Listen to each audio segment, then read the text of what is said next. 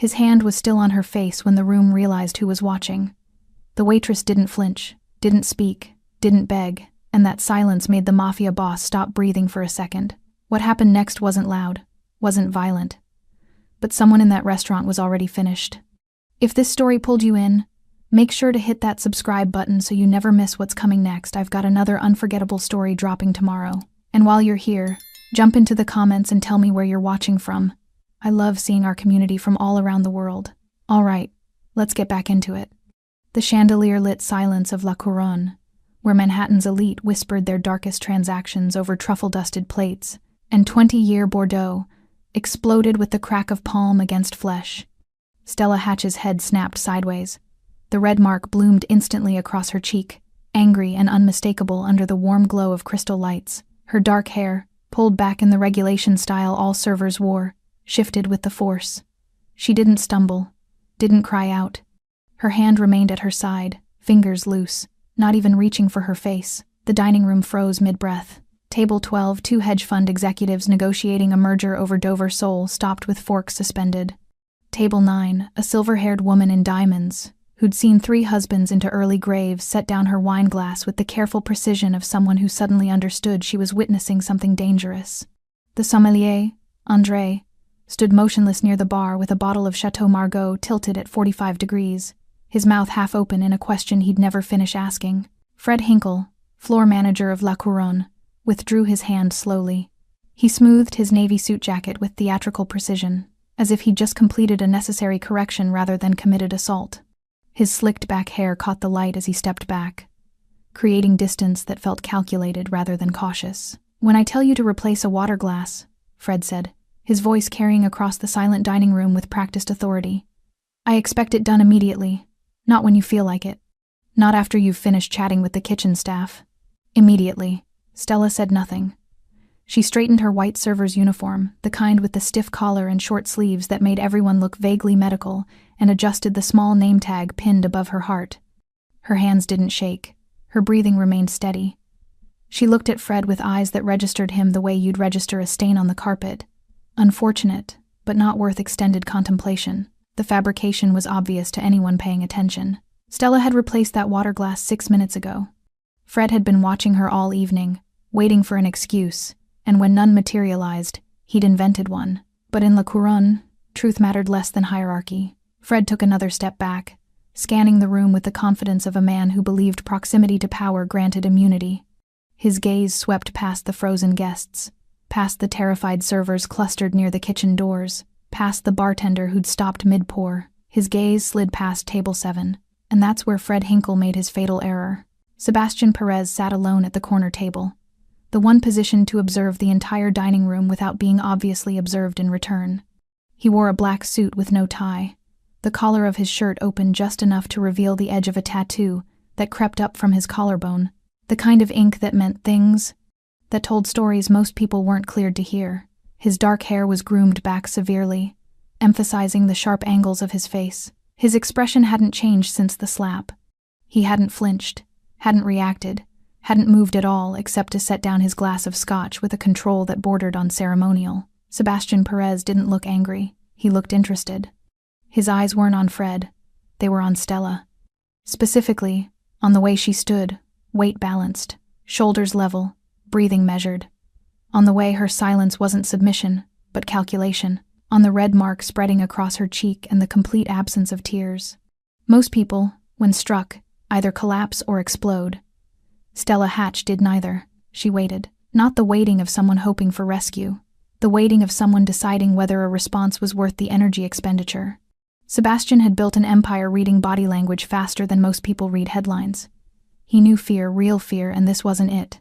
This was something rarer. This was someone who'd already survived worse and filed this incident underhandled. Fred cleared his throat, reclaiming the room's attention. Everyone can return to their meals. The issue is resolved. Slowly, carefully, the dining room began to breathe again. Conversations restarted in hushed tones. Silverware clinked against porcelain. André the sommelier finished his pour with trembling hands. But something had shifted. The guests who really knew what kind of establishment La Couronne was. The ones who understood that this restaurant existed because certain men needed neutral territory to discuss things that couldn't be discussed in offices or homes. Those guests kept glancing at table 7. Sebastian Perez still hadn't moved. Fred gestured toward the kitchen with a sharp flick of his wrist. "Back to work, Stella. And if I see another—" "Excuse me." The voice came from table 7. Not loud, not aggressive, just 2 words delivered with the kind of quiet that made people stop talking immediately. Sebastian Perez was standing now. His movements were economical, precise. He buttoned his suit jacket with one hand, the gesture almost casual. Almost. "Mr. Perez," Fred said, his voice brightening with the desperate cheerfulness of a man suddenly remembering who he was addressing. "I apologize for the disruption. Sometimes staff require firm. Come here." Fred hesitated. It was the first crack in his armor, visible only for a second before he plastered the smile back on and crossed the dining room. He moved with the false confidence of someone who'd convinced himself that being in the same room as powerful men made him powerful by association. He stopped 3 feet from Sebastian's table. Sebastian didn't sit back down. He stood there, studying Fred with the same focus he'd given Stella, but where his observation of her had been assessing, his observation of Fred was diagnostic, like a doctor examining something malignant. "What's your name?" Sebastian asked. "Fred Hinkle, sir. I'm the floor manager here at La Couronne. I've had the pleasure of serving you on several." "The woman you just hit." Fred blinked. "I'm sorry?" "Her name." "Stella Hatch." Fred's smile tightened. "As I mentioned, there was a service issue that required correction. I assure you, we maintain the highest standards. How long has she worked here?" "About 7 months, I believe." "You hired her?" "Yes, sir. I handle all front-of-house staffing." Sebastian nodded slowly. He picked up his scotch, examined it in the light, then set it back down without drinking. "Sit down, Fred." It wasn't a request. Fred sat. And across the dining room, still standing exactly where Fred had left her, Stella Hatch watched with eyes that revealed nothing and understood everything. The room had stopped breathing again. But this time, it wasn't shock keeping everyone silent. It was anticipation. Stella's apartment was a 4th-floor walk-up in Washington Heights, the kind of building where the landlord's promises expired the moment you signed the lease. The radiator clanged like it was being beaten with a pipe. The kitchen faucet dripped in a rhythm that made sleep difficult. And the bedroom door didn't close all the way, a fact that bothered her younger brother Jamie more than it bothered her. She'd stopped caring about privacy around the same time she'd stopped caring about comfort. It was 2:47 a.m. when she finally made it home, her feet screaming in her knockoff work flats, the red mark on her cheek now a dull purple that would take days to fade. She set her keys on the counter with the practiced silence of someone who'd perfected coming home without waking anyone, then checked the envelope tucked behind the microwave. Rent, due in 6 days. The math was simple and brutal. $2,100 for a 1-bedroom that should cost $1,400. But landlords in this city could smell desperation, and desperation paid premium rates. Her tips tonight, even before Fred's performance, had been decent. $340. Add that to what she'd saved, and she was still $890 short. She had 4 more shifts before the first. It would be enough. It had to be enough. Stella opened the refrigerator half empty except for Jamie's insulin, carefully organized on the top shelf, and some leftover rice she'd made 3 days ago. She pulled out the container, ate 2 cold forkfuls standing at the counter, then put it back. Appetite was a luxury, and luxuries required justification. The bedroom door was cracked open. She could see Jamie's form under the blankets, the rise and fall of his breathing steady. 17 years old and already carrying more medical debt than most adults would see in a lifetime. Type 1 diabetes didn't care about fairness or timing, or the fact that their mother had died when he was 12, and their father had checked out emotionally years before that and physically 2 years ago. It just cared about insulin, about test strips, about endocrinologist appointments that cost $300 even with the insurance she barely qualified for. Stella had become his guardian at 23. She dropped out of NYU with 1 semester left in her economics degree, taken the first job that paid cash daily, and learned very quickly that survival was a full-time occupation that left no room for dreams.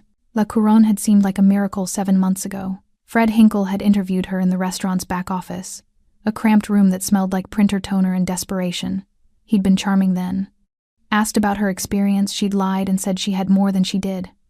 Asked about her availability, she'd said completely open, which was true. Asked if she could handle the pressure of serving Manhattan's most demanding clientele. "I can handle anything," she'd told him. He'd smiled. "I believe you." The pay was nearly double what she'd been making at the diner in Queens. The tips were triple. She'd nearly cried when he'd offered her the position. "There's just one thing," Fred had said, standing up and moving around the desk to where she sat. He'd perched on the edge, too close, his cologne overwhelming. "La Couronne is a family. We take care of each other, support each other. I hope you'll let me support you, Stella." His hand had landed on her shoulder. Not aggressive. Not yet, just present. She'd understood immediately. Had recognized the architecture of the trap, even as it was being built around her. But Jamie needed his insulin. The landlord needed his rent, and her pride, while still intact, had learned to negotiate with necessity. "I appreciate that," she'd said, standing up and forcing him to pull his hand back. "When do I start?" The first month had been probationary. Fred had been patient. Friendly suggestions that they grab drinks after her shift. Compliments about how the uniform fit her. Questions about whether she lived alone, whether she had a boyfriend, whether she ever got lonely working such long hours. She deflected each one with the precision of someone who'd had practice. The second month, his patience had expired. "You know, Stella, I put my neck out hiring you." They'd been in the walk-in freezer, ostensibly checking inventory. His breath had made clouds in the cold air. "You didn't have the experience we usually require. I took a chance because I saw something special in you. I appreciate the opportunity," she'd said, not looking at him, counting wine bottles that didn't need counting. "I'd hate for this not to work out. For you to have to go back to wherever you were before." The threat was spoken in kindness. That's what made it effective. She'd turned to face him then, her expression carefully neutral. "What exactly are you asking me for, Fred?" He'd blinked, surprised by the directness. "I'm just saying, working relationships benefit from mutual understanding. From give and take. I give 8-hour shifts. You take my labor and pay me. That's the understanding." His face had hardened. "That's not how this industry works." "Then teach me," she'd said, and walked out of the freezer. The punishment had started the next shift. Table assignments in the worst section, the one near the kitchen doors where you got hit by every server coming through. Constant corrections about uniform standards, about service timing, about the way she spoke to guests, write-ups for infractions that didn't exist, public criticisms that made the other servers avoid her, afraid that association would make them targets too. Stella had absorbed it all without complaint. Because complaining required options, and she had none. La Couronne paid $18 an hour plus tips. On a good night, she walked with $400. On a great night, $600. She worked 4 shifts a week, sometimes 5 when someone called out, and every dollar went into the same 3 categories: rent, Jamie's medical supplies, and food. Nothing else existed. Not new clothes, not social life, not the degree she'd abandoned, not the future she'd imagined before responsibility had converted imagination into arithmetic. Fred had escalated over the months. The comments became more explicit, the accidental touches more frequent, the suggestions that she'd find work easier if she were more cooperative. And tonight, when she'd replaced that water glass exactly as instructed and he'd still found fault, she'd known what was coming. The slap had almost been a relief. At least violence was honest. Stella closed the refrigerator and looked at her reflection in the dark window. Purple bruise blooming, eyes exhausted. 25 years old and already ancient. Tomorrow she'd go back, because that's what survival looked like. Fred Hinkle lived in a doorman building in Murray Hill, the kind of address that impressed people who didn't know Manhattan real estate. 1 bedroom, 650 square feet, $3,800 a month that his salary barely covered. But the lobby had marble floors, and the doorman wore a uniform, and that's what mattered when you brought women home or told colleagues where you lived. Image was everything. Image was control. He poured himself 2 fingers of bourbon Blanton's, because he'd learned that brand names communicated sophistication, and settled into his leather armchair, the one positioned to face the window with its view of other people's lit apartments. His hand still tingled from the slap. Good. Physical discipline left an impression that words never could. Stella Hatch had needed that lesson for months. Fred swirled his bourbon, replaying the moment. The sound of impact, the way her head had turned, the immediate silence that had given him back the room's attention.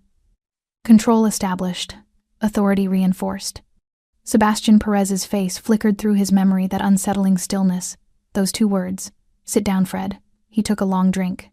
Perez had asked questions, standard questions, nothing threatening, just inquiries about Stella's employment, about Fred's management style, about La Couronne's standards. The conversation had lasted maybe 4 minutes before Perez had dismissed him with a nod, and Fred had returned to his duties like nothing had happened, because nothing had happened. Men like Sebastian Perez didn't concern themselves with staff management. They had larger problems, shipments, territories, politicians who needed convincing. A floor manager disciplining a subordinate wasn't even on their radar. If anything, Perez probably respected the decisiveness. Alpha males recognized each other. Fred finished his bourbon and poured another. The problem with Stella Hatch, and he'd identified this within 2 weeks of hiring her, was that she didn't understand her position. She had the looks, dark hair, striking features, that lean body that the uniform displayed perfectly. She had the desperation. He'd seen it in her application, in the way she'd agreed to every shift he offered, in how she'd never once negotiated terms. She should have been easy. Instead, she'd become a project. Fred had spent 7 months teaching her the reality of their arrangement. Every woman who'd worked at La Couronne eventually learned the same lesson. Beauty was currency, and currency required investment. The servers who understood this, who accepted drinks after shifts, who laughed at his jokes, who let his hand linger on their lower backs, those women got the best sections, the highest profile tables, the shifts when big tippers came through. The ones who didn't understand either learned or left. Stella had done neither. She'd created a third category: silent resistance. Never overtly defiant that would have given him grounds for immediate termination. Instead, she'd perfected the art of technically perfect service delivered with absolute emotional absence.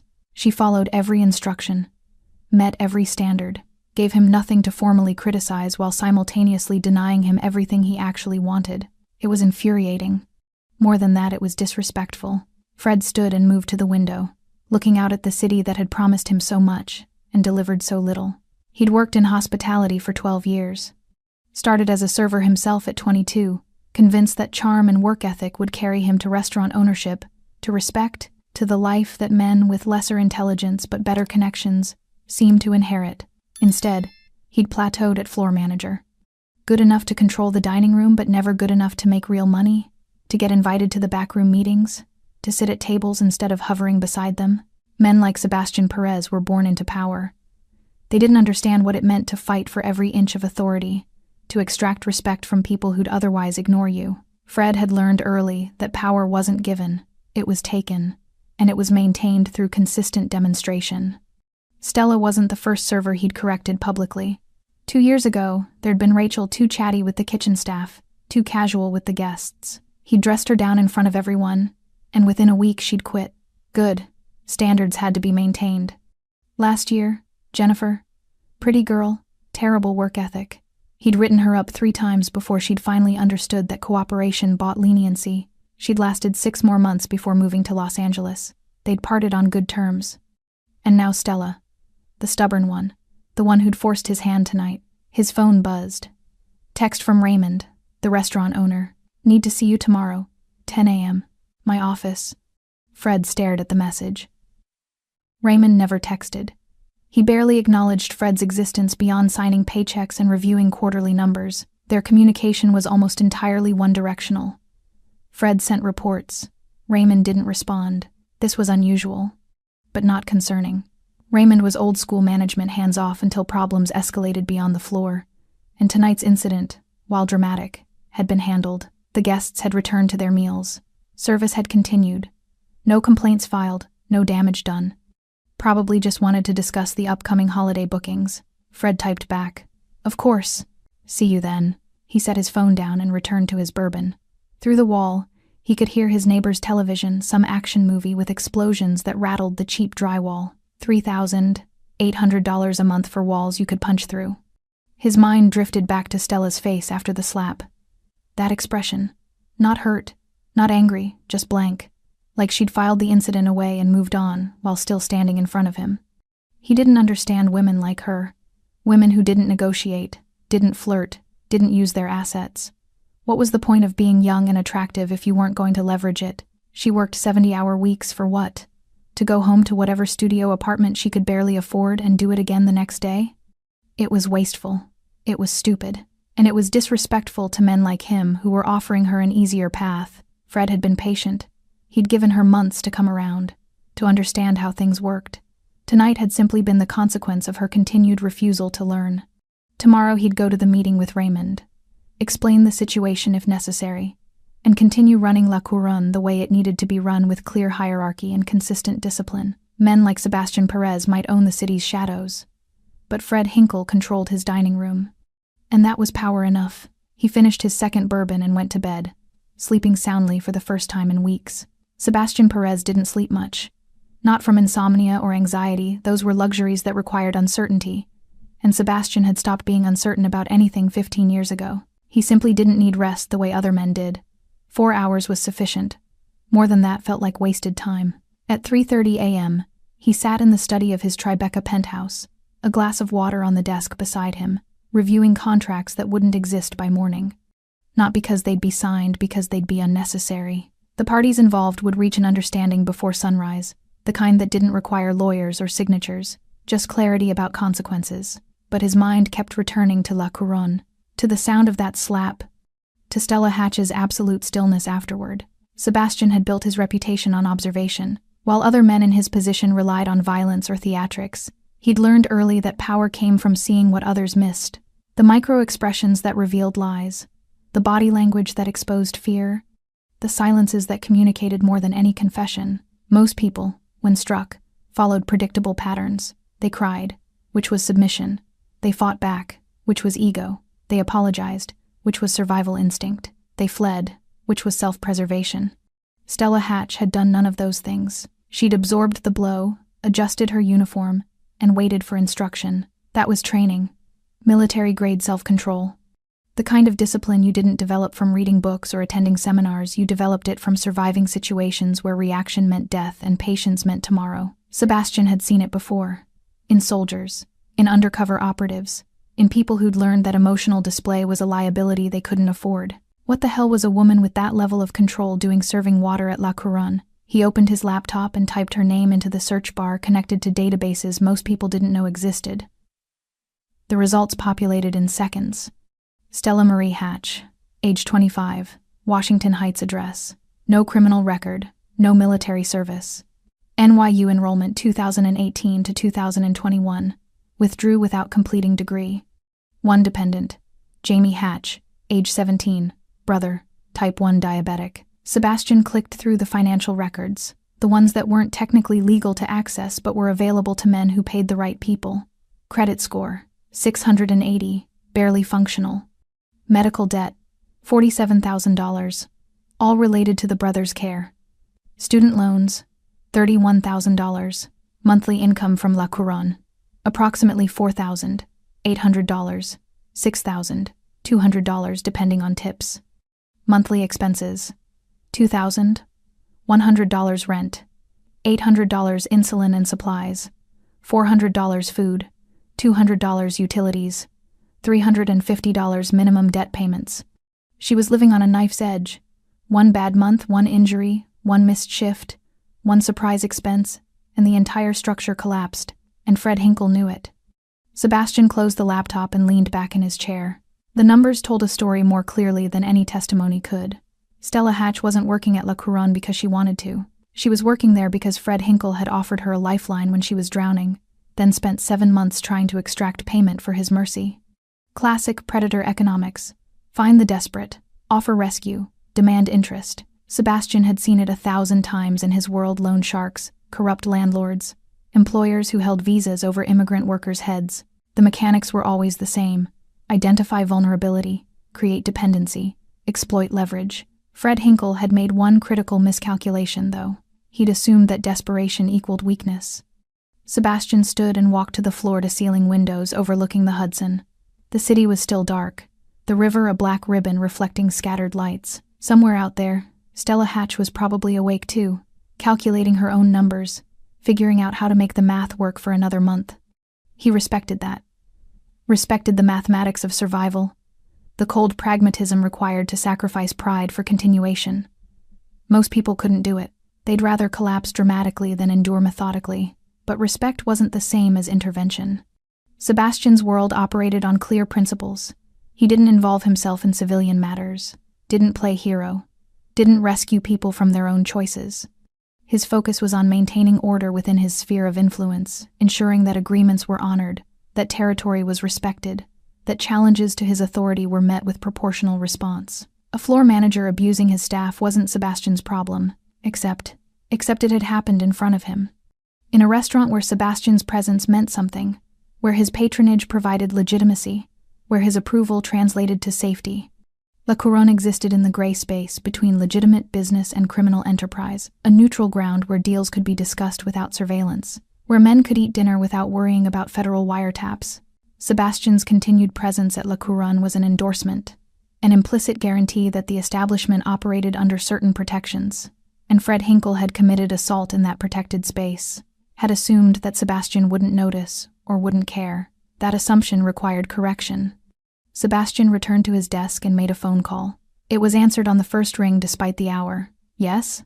The voice belonged to Gregor, his head of security and the man who'd been sitting 2 tables away at La Couronne, watching the room while Sebastian dined. The floor manager at La Couronne, Fred Hinkle. I need full background by noon. Employment history, financial records, criminal record if any, known associates, patterns of behavior. Understood. And the server? Stella Hatch. Same information. A pause. Both files? Yes. Should I? Just information. Nothing else yet. Understood. Sebastian ended the call and checked his watch. 4:17 a.m. In 6 hours, he had a meeting with a city councilman who'd been accepting bribes from a rival organization. That situation required careful handling. The councilman was useful, but needed to understand whose protection he actually operated under. After that, a lunch with his accountant to discuss the quarterly reports from his legitimate businesses. The restaurants, the construction company, the consulting firm that didn't actually consult but provided excellent money laundering infrastructure. Then at 3 p.m., he'd receive Gregor's files and decide what, if anything, Fred Hinkle's correction would look like. Sebastian didn't make impulsive decisions. Impulse was for men who didn't understand that every action created ripples, and ripples could become waves if you weren't paying attention. But he'd already made one decision, even if he hadn't articulated it yet. Fred Hinkle had revealed himself as a particular type of predator, the kind that operated in plain sight, that weaponized authority, that mistook institutional position for actual power. Men like that created instability. They made people desperate, and desperate people made unpredictable choices. They damaged the social infrastructure that allowed places like La Couronne to function, and Sebastian Perez didn't tolerate threats to infrastructure. Not from rivals, not from law enforcement, and certainly not from middle management sociopaths who thought slapping a waitress demonstrated strength. He finished his water and stood. The city was beginning to lighten that gray pre-dawn that came before actual sunrise.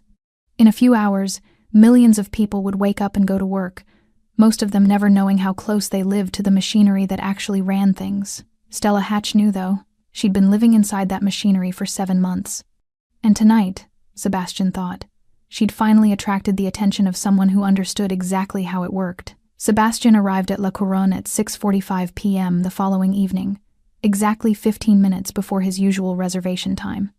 The early arrival was deliberate. He wanted to observe the pre-dinner choreography, how the staff moved, how Fred Hinkle operated when he thought no one important was watching.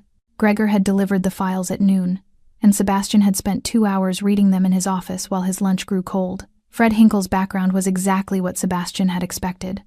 A pattern of complaints from former employees at 3 previous restaurants, all withdrawn or settled quietly. 2 harassment claims that disappeared after the women stopped showing up for mediation. Financial records showing a man living slightly beyond his means, constantly leveraging credit to maintain an image he couldn't actually afford. A predator operating in the open because he'd learned that institutions protected men in his position more reliably than they protected the people he targeted. Stella Hatch's file was different. Straight-A student through high school, full scholarship to NYU. Economics major with a 3.8 gigapascals until her mother's death, then a gradual decline as she took on more work hours. Complete withdrawal spring semester 2021, 3 months after her father abandoned the family. Custody petition for her brother filed 2 weeks later. Every job since then had been survival-focused, highest pay, most hours, fastest tips, no criminal record, no drama. Just a 25-year-old woman moving through the world like someone crossing a frozen lake, every step carefully tested before committing weight. Sebastian watched through the restaurant's front windows as servers prepared for evening service. White uniforms moving efficiently through the dining room, adjusting place settings, folding napkins, checking candles. Fred Hinkle stood near the host stand, clipboard in hand, correcting a young server whose face had gone pale under his attention. Stella wasn't visible yet. Sebastian entered through the main doors. The hostess, a blonde woman in her 30s named Patricia, smiled with recognition. "Mr. Perez, good evening. Your table is ready. I need a few minutes first. Is Raymond here?" Patricia's smile flickered. "Mr. Castellanos is in his office. Shall I just tell him I'm here?" Sebastian didn't wait for a response. He walked past the host stand, past Fred Hinkle, who straightened immediately with that desperate brightness people used when they wanted acknowledgement, and through the door marked private that led to the administrative offices. Raymond Castellanos was 73 years old and looked like someone who'd spent 5 decades in the restaurant business. Expensive suit that couldn't hide the stress, weight, gray hair that cost $200 to maintain, and eyes that had seen every kind of human behavior and stopped being surprised by any of it. He looked up from his desk as Sebastian entered without knocking. "Sebastian." No surprise in his voice. Men in Raymond's position learned early that surprise was unprofessional. "I wasn't expecting you until 7. We need to talk about your floor manager." Raymond's expression didn't change, but his hand stopped moving across the paperwork in front of him. "I assume you mean last night's incident. You saw it? I reviewed the security footage this morning." Raymond gestured to the chair across from his desk. Sebastian remained standing. "I've already scheduled a meeting with Fred to discuss appropriate disciplinary measures." "When?" "This morning. 10 o'clock. He should be arriving." Raymond checked his watch. "He was supposed to be here 3 hours ago, actually. He hasn't responded to calls or messages." Sebastian processed that information without visible reaction. Fred's absence wasn't surprising. Men who'd overplayed their hand often went to ground when they realized their protection wasn't as solid as they'd assumed. "The server," Sebastian said. "Stella Hatch. Is she working tonight?" "Yes. She's in the changing room now." "Sebastian, I want you to know that I take incidents like last night extremely seriously. La Couronne has maintained its reputation for 40 years because I want to speak with her." Raymond stopped mid-sentence. The office fell silent except for the muted sounds of the dining room being prepared beyond the walls. When he spoke again, his voice carried a caution that hadn't been there before. "Of course. Should I have Patricia bring her here?" "No. Somewhere private. Not your office." Raymond stood slowly. "The wine cellar is empty this time of evening. I can have her meet you there." Sebastian nodded once and left without another word. The wine cellar at La Couronne was climate-controlled perfection. Rows of bottles organized by region and vintage, soft lighting that made the labels glow, and absolute silence. It was also the one place in the restaurant without security cameras, a fact that both Raymond and Sebastian were aware of. Sebastian stood near the back wall, studying a 1982 Chateau Petrus, when he heard the door open. Stella descended the stairs carefully, still in her white uniform, the purple bruise on her cheek now edged with yellow. She stopped at the bottom, maintaining distance, her hands loose at her sides. "Mr. Castellanos said you wanted to see me." Her voice was steady, professional, exactly what the situation required and nothing more. Sebastian turned to face her. "Do you know who I am?" "Yes." "Then you understand this conversation is private." "Yes." He studied her the way he'd studied her last night: posture, breathing, the micro-adjustments people made under pressure. She stood like someone accustomed to being evaluated, neither defensive nor performing, just present. "How long has Fred Hinkle been harassing you?" No preamble, no gentle approach, just the question. Stella's expression didn't change. "Since he hired me." "Sexually?" "Yes." "Has he touched you before last night?" She met his eyes directly. Most people couldn't maintain eye contact with Sebastian for more than a few seconds. Stella held it without effort. "He tried. Once. In the walk-in freezer. 2nd month I worked here. I made it clear that if he touched me again, I'd make it expensive for him." "How?" "I'd document everything, file complaints with every agency that would listen, make enough noise that La Couronne's reputation and his would suffer permanent damage." She paused. "I told him I had nothing to lose. That scared him more than any threat of violence would have." Sebastian almost smiled. "Almost. Why didn't you follow through after last night?" "Because filing complaints requires time I don't have, and money I can't spare. Because the system protects men like Fred Hinkle more reliably than it protects women like me. And because I've learned that survival sometimes means absorbing hits that other people think you should fight." The honesty was absolute. No performance, no appeal for sympathy. Just cold assessment of her reality. "Why do you stay?" Sebastian asked.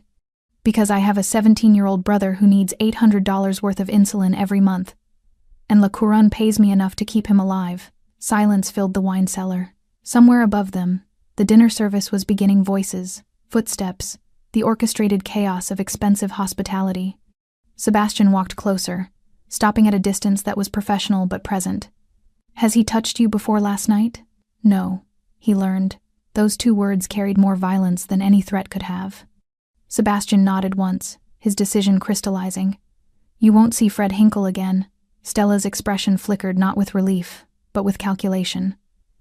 What does that mean? It means exactly what I said. And what do you want in return? Smart question.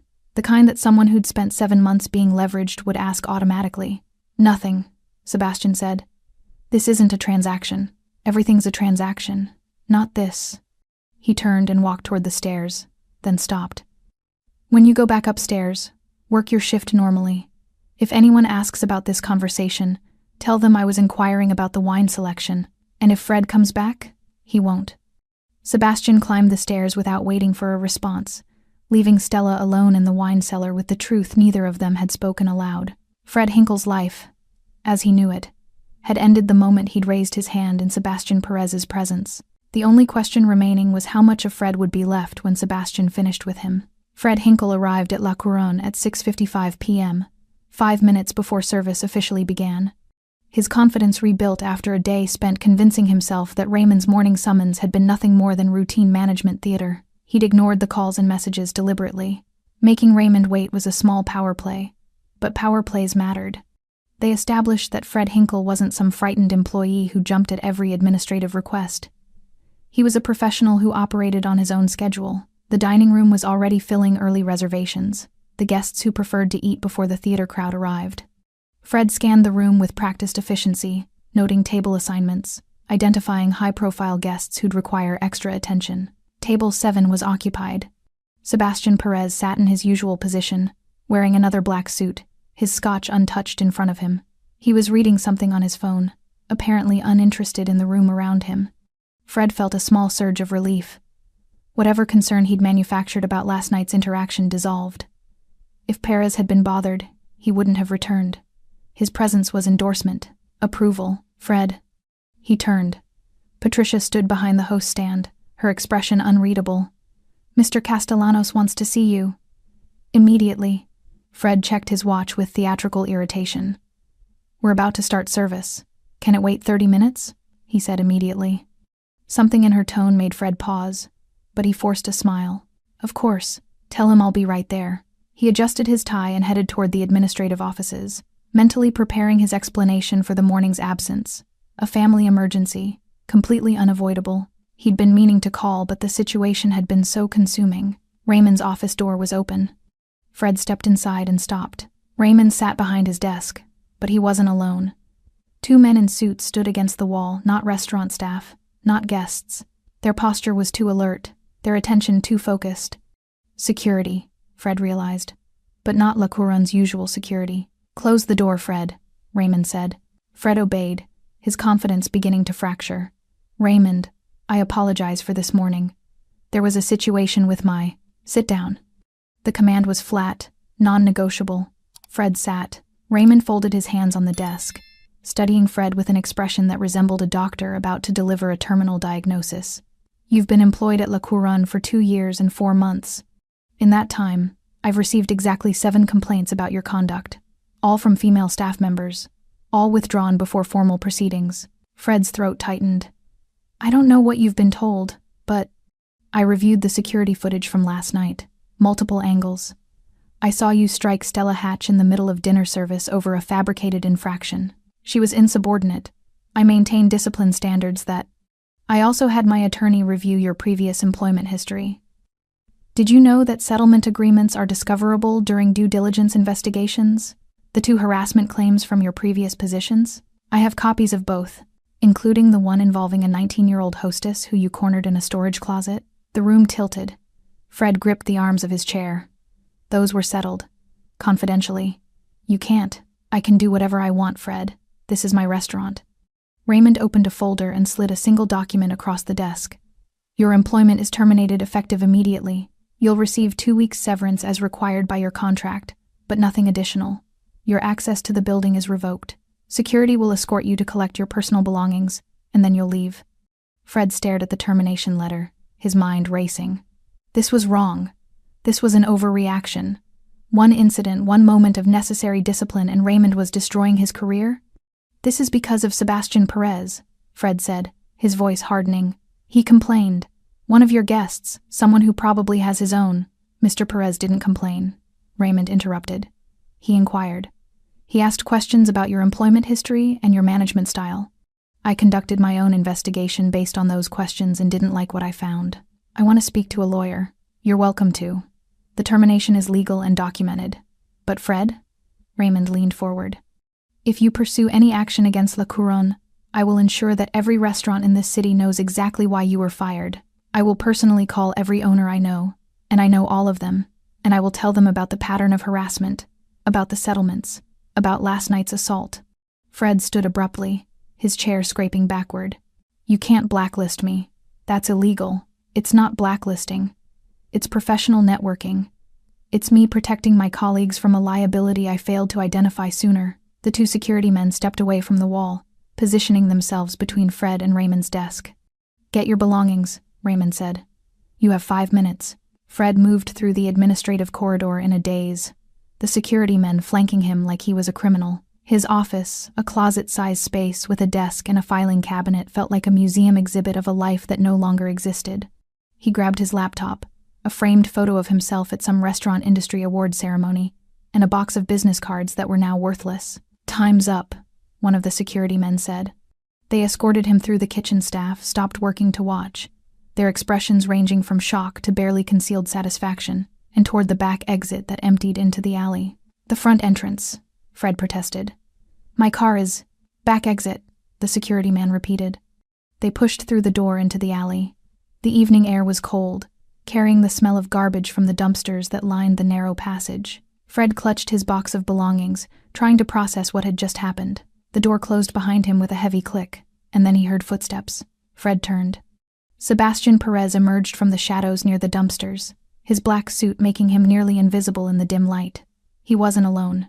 3 men flanked him, Gregor, plus 2 others Fred didn't recognize. None of them were smiling. "Mr. Perez," Fred said, his voice cracking. "I don't know what Stella told you, but she's been problematic since—" "Stop talking." Sebastian's voice was quiet, almost conversational. Somehow that made it more terrifying than if he'd been shouting. "You have a choice, Fred. You can leave Manhattan tonight, find work in another city, another state, start over somewhere that no one knows your name." Fred's heart hammered. Or I make a few phone calls to people who handle problems like you professionally, and you disappear in a way that raises questions no one will ever answer." Sebastian stepped closer. The alley suddenly felt airless. "Do you understand what I'm offering you?" Fred nodded, unable to speak. "Say it out loud." I understand. You'll leave tonight?" "Yes." Sebastian studied him for a long moment, then gestured to Gregor. "Make sure he gets to his apartment. Make sure he packs. Make sure he gets on a bus. I don't care where it's going. And make sure he understands that if he ever comes back to New York, the offer expires." Gregor nodded. Sebastian turned to leave, then paused. "Fred, the woman you hit last night has more courage in her silence than you'll ever have in your entire life. Remember that when you're explaining to yourself how you ended up wherever you end up." He walked away, disappearing into the shadows. Gregor grabbed Fred's arm. "Let's go." As they pulled him toward a waiting car, Fred Hinkle realized he was crying, not from fear. From the sudden, crushing understanding that he'd never actually had power at all. He'd just been allowed to pretend, until someone who understood real power decided the pretending was over. The news spread through La Couronne staff with the velocity of wildfire in drought season. By 7:15 p.m., every server knew that Fred Hinkle had been escorted out through the kitchen. By 7:30, the line cooks had heard he'd been fired. By 8, when Stella returned from the wine cellar and resumed her section, the entire restaurant understood that something seismic had shifted in the building's foundation. What they didn't know, what they could only speculate about in hurried whispers near the coffee station, was why. Stella moved through her tables with the same efficient precision she always had. Table 14 needed water refills. Table 16 had questions about the halibut preparation. Table 11 wanted recommendations for dessert wine. She delivered each interaction with professional courtesy, her bruised cheek visible under the soft lighting but her demeanor unchanged. The other servers watched her differently now. Jessica, who'd worked at La Couronne for 3 years and had learned to avoid Fred's attention through strategic invisibility, approached Stella near the kitchen doors. "Is it true?" she whispered. "That he's actually gone?" Stella didn't slow her movement, didn't acknowledge the question as significant. "That's what I heard. Did you—" Jessica stopped, recalibrating. "Did something happen?" "He got fired for violating restaurant policy." Stella's voice was flat, factual. "That's all I know." It wasn't all she knew, but it was all she was willing to say. Jessica nodded slowly, processing. "I'm glad he was." She couldn't finish the sentence, didn't need to. Stella touched her arm briefly, the gesture lasting less than a second, then continued to her section.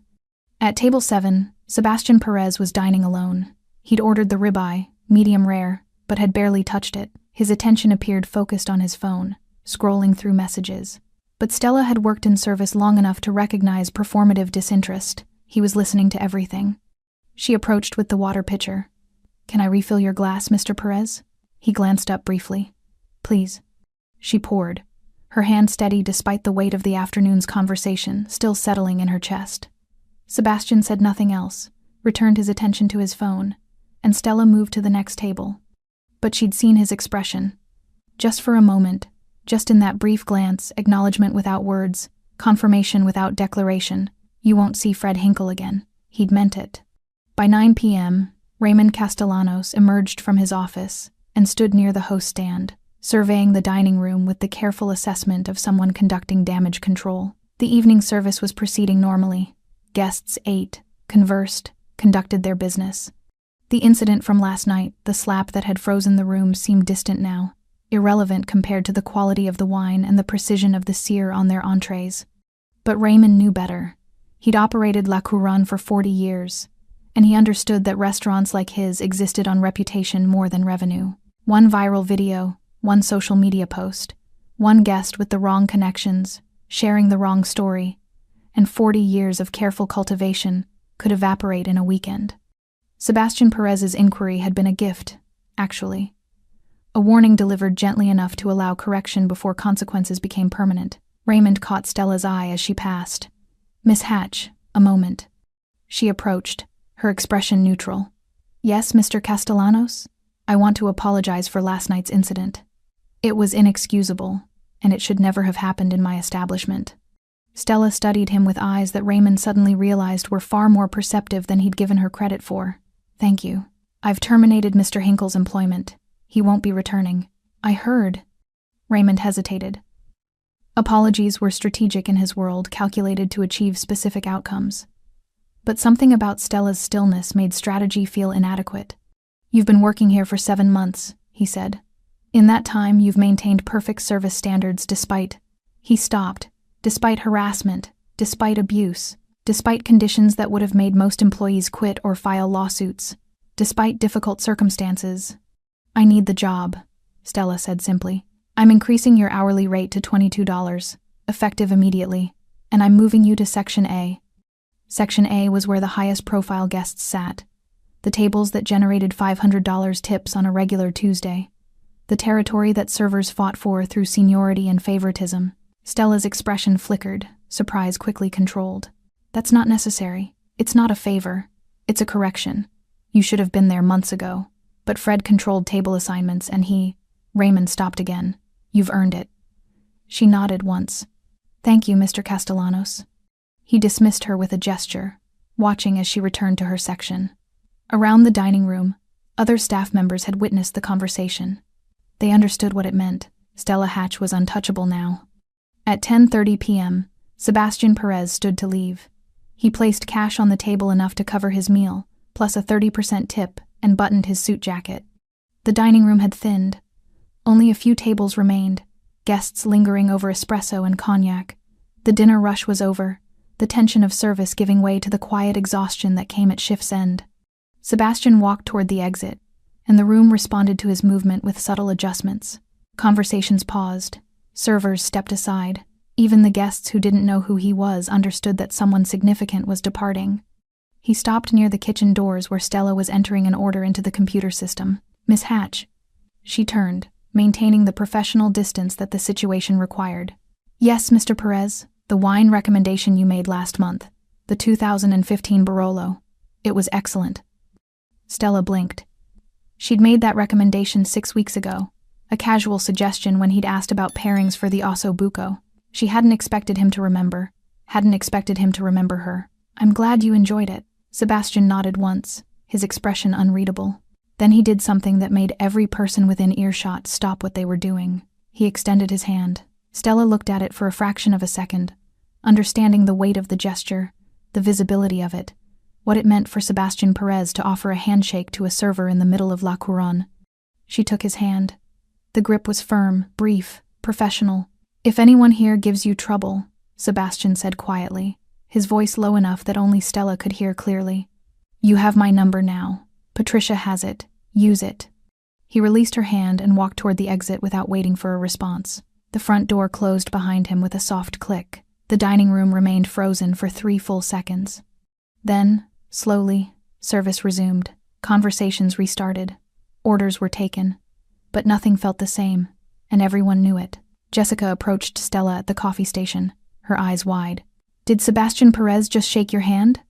"Yes," Stella said, pouring herself water. "Do you know what that means?" Stella drank the entire glass before answering. "It means no one here will ever hit me again." Jessica stared at her. "How are you so calm about this?" "Because I've spent 7 months learning that panic is expensive and stillness is free." Stella set down the glass. "And because I have 4 more tables to close before I can go home." She returned to her section, moving with the same efficiency she always had. But inside, where no one could see, Stella Hatch allowed herself one small acknowledgement of what had just happened. She'd survived. Not just last night's slap, not just Fred Hinkle's months of harassment. She'd survived the entire system, designed to grind people like her into compliance. And for the first time in 7 months, she could breathe without calculating the cost. Stella's next shift was Thursday evening, 48 hours after Fred Hinkle had been escorted through the kitchen and out of La Couronne forever. She arrived at 4:45 p.m. for the 5 o'clock setup, using the staff entrance that opened into the narrow hallway lined with lockers and time clocks.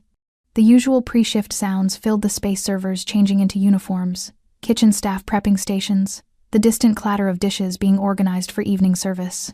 But something was different. The conversation stopped when she entered. Not hostile silence. Not pitying silence.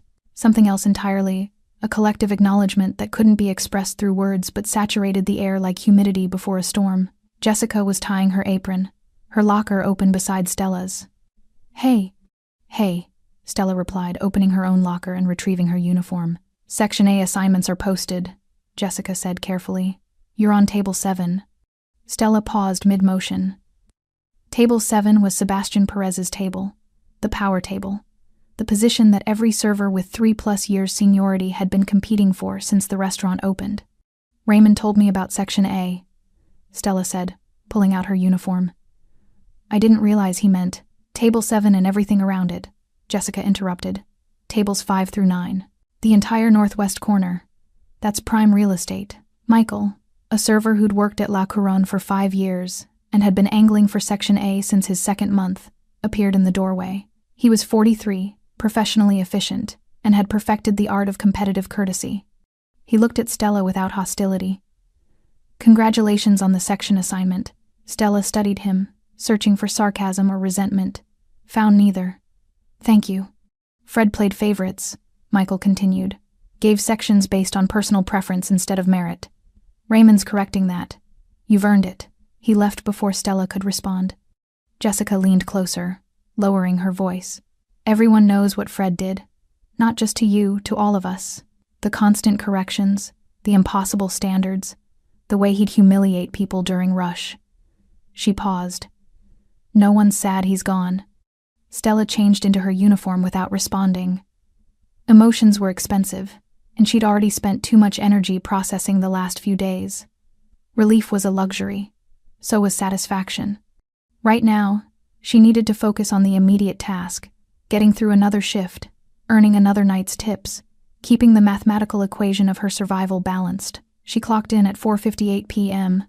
The evening service began exactly as it always did, guests arriving in waves. The host stand orchestrating table assignments, servers moving through their sections with practiced choreography, but the absence of Fred Hinkle created a vacuum that everyone felt without discussing. Raymond had assumed temporary floor management responsibilities, moving through the dining room with the measured authority of someone who'd done this job decades ago and could still do it when necessary. He didn't micromanage, didn't hover, didn't correct servers over imagined infractions. He simply ensured that standards were maintained and guests were satisfied. The difference was profound.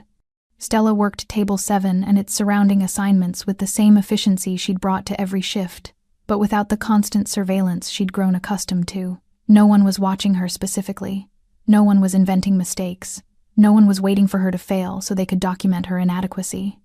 She could just work. Table 7 remained empty until 7:30 p.m., when Sebastian Perez arrived with 2 associates, men in expensive suits, who carried themselves with the controlled alertness of people accustomed to violence.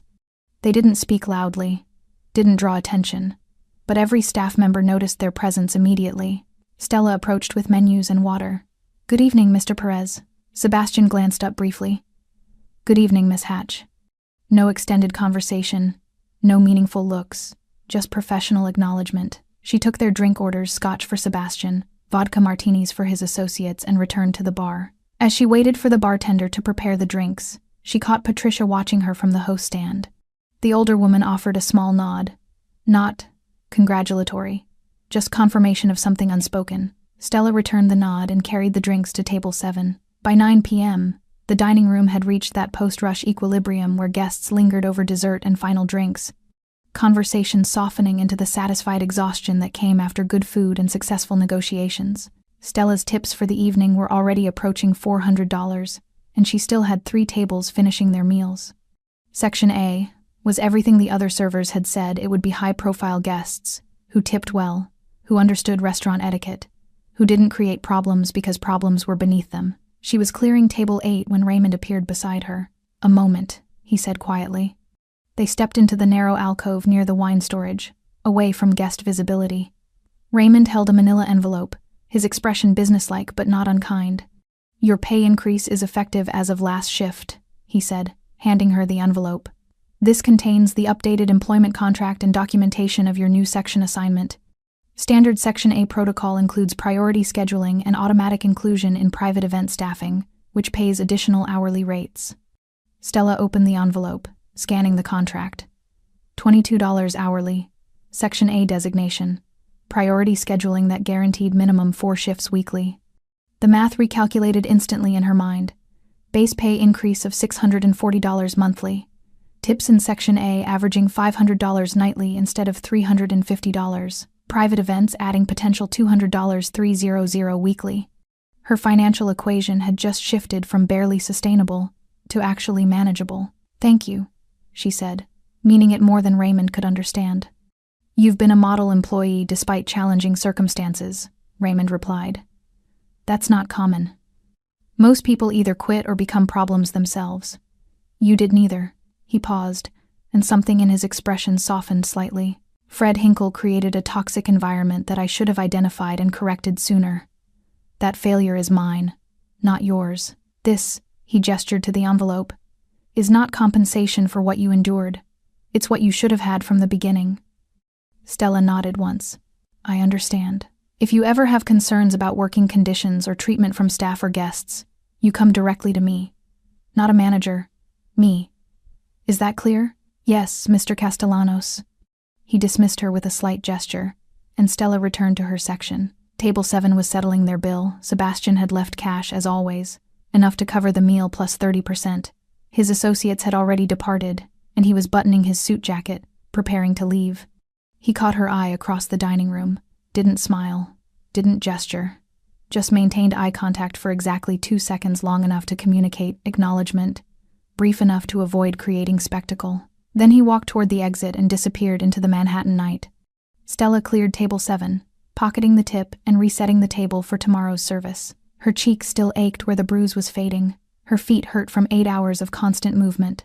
Her exhaustion was the kind that would take more than one good night's sleep to resolve.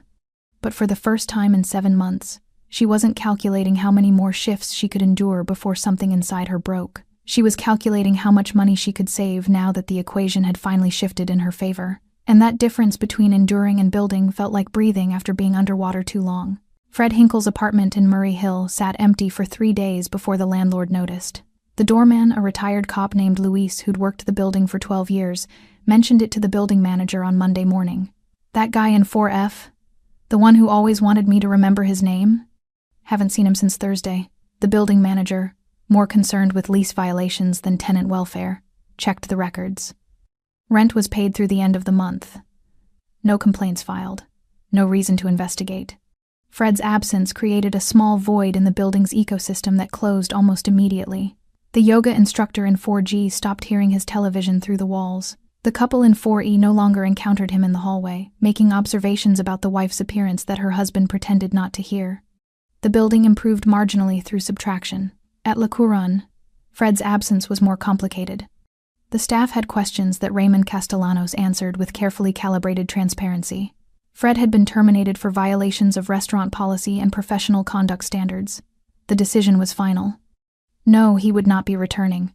Yes, the restaurant was reviewing internal procedures to prevent similar situations.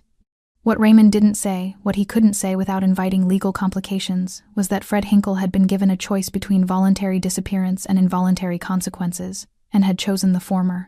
Where Fred went wasn't Raymond's concern. That he was gone permanently was all that mattered. The servers processed this information according to their individual experiences with Fred's management style. Those who'd been targets felt relief so profound it manifested physically, shoulders relaxing, smiles coming easier, the constant vigilance finally unnecessary. Those who'd avoided his attention through compliance felt guilt that they quickly suppressed. Those who'd never experienced his harassment directly felt nothing at all. Jessica confided in Stella during a quiet moment near the coffee station. "I keep expecting him to walk through the door. Like this is temporary and he'll come back and everything will go back to how it was." "He won't," Stella said with certainty that came from places Jessica didn't have access to. "How do you know?" "Because men like Sebastian Perez don't make suggestions. They make decisions. And when they decide something is finished, it's finished." Jessica studied her friend's face, the fading bruise, the steady eyes, the absence of fear that had characterized Stella's demeanor since the incident. "Did he threaten Fred? Did something happen that we don't know about?" Stella poured herself coffee, considering how much truth was appropriate. "I don't know the specifics. But I know that Fred understood his options, and he chose to leave." "What were his options?" "Leave or face consequences he couldn't survive." Stella met Jessica's eyes. "That's all I know. That's all I need to know." Rumors circulated through the restaurant industry's informal networks with the speed that only gossip between professional service workers could achieve. Fred Hinkle had been fired from La Couronne. The reasons varied depending on who was telling the story. Sexual harassment, financial misconduct, drug use, theft. None of the rumors were entirely accurate, but all of them shared the same conclusion. Fred was unemployable now. At Brasserie Lillet, where Fred had worked 3 years ago, the former general manager heard the news and nodded with grim satisfaction. Took long enough. He was a problem there too. At Meridian, where Fred had lasted 18 months before abruptly resigning, 2 servers exchanged knowing looks. "Remember that hostess who quit after 3 weeks? The one who wouldn't say why? Rachel." "Yeah. I wonder if she knows." The hospitality industry was small enough that reputations traveled faster than resumes.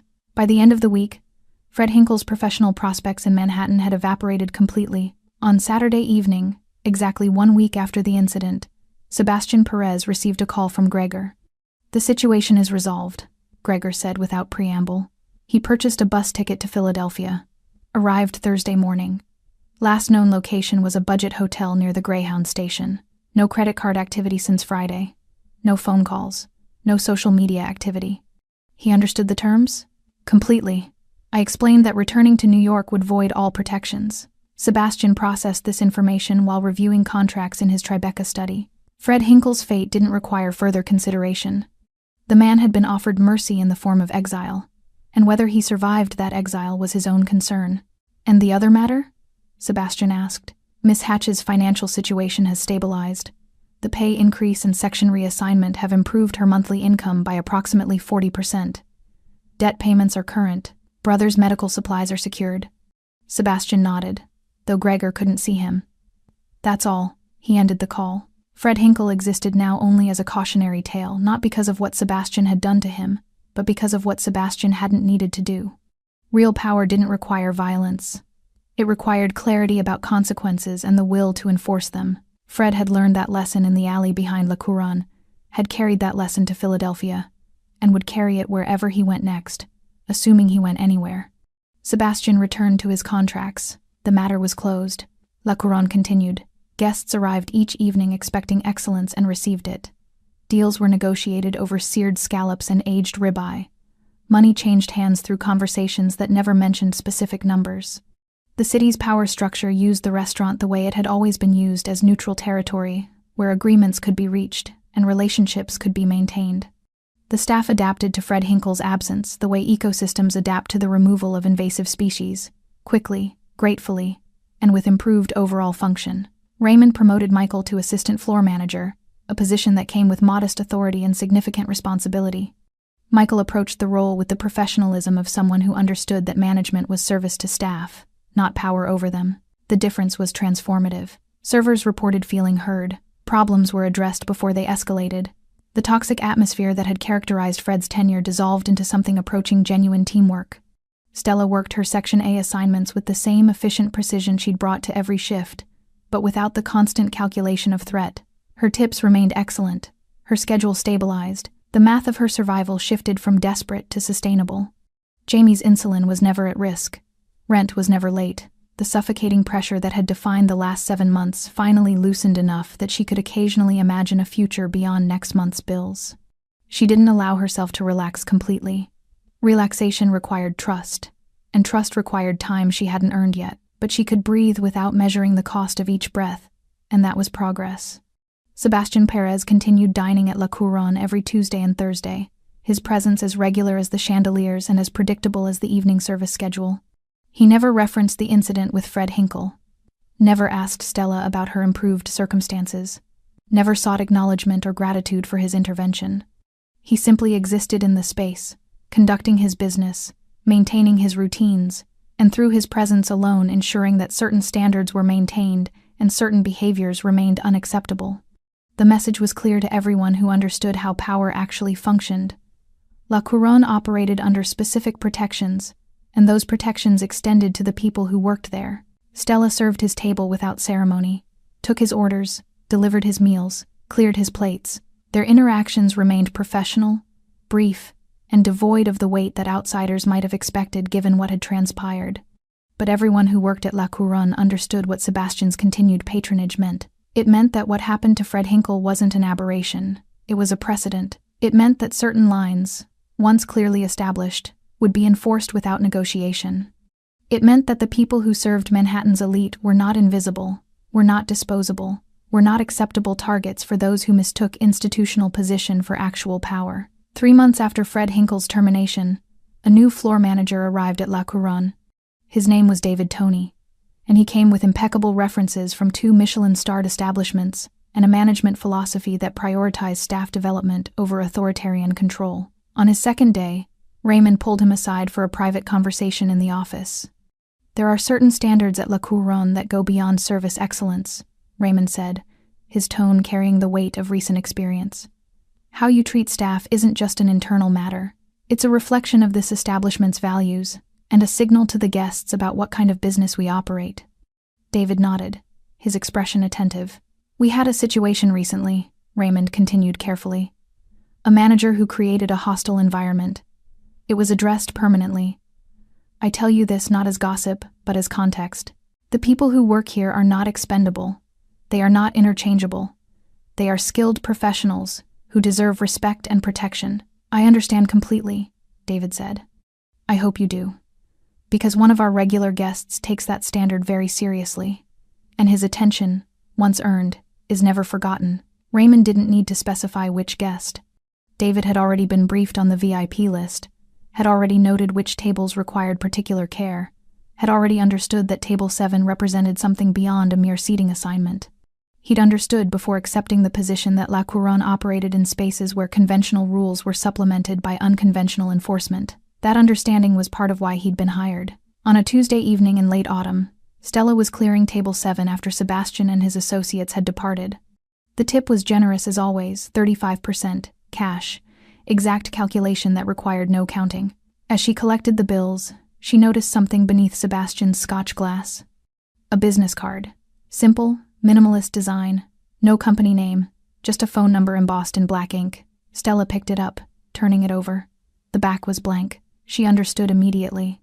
This wasn't an invitation for conversation, it was insurance. A direct line that bypassed intermediaries and gatekeepers, to be used only if the protections she'd been granted ever failed. She slipped the card into her apron pocket and finished clearing the table. That night, after her shift ended and she'd changed out of her uniform, Stella stood outside La Couronne for a moment before heading to the subway.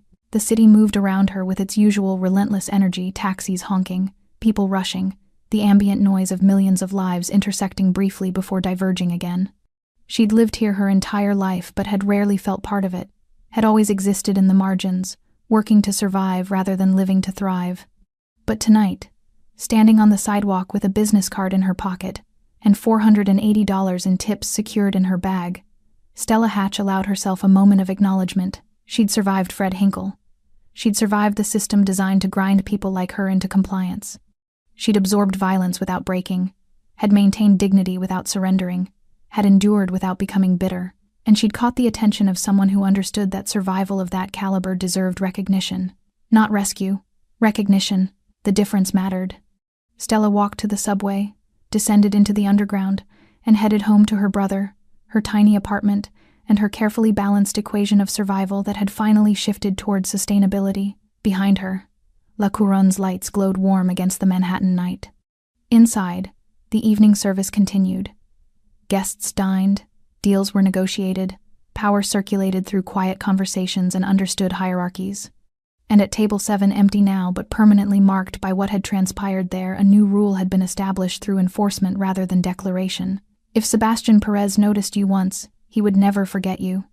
And everyone who worked at La Couronne, everyone who dined there, everyone who existed in the ecosystem that the restaurant represented, understood exactly what that meant: protection for those who deserved it, consequences for those who didn't, and absolute clarity about which category you occupied.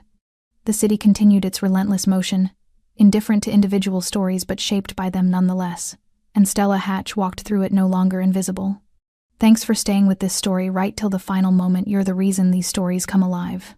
If you're ready for another powerful journey, just tap the next video on your screen. And before you go, leave a quick comment and rate this story from 1 to 10.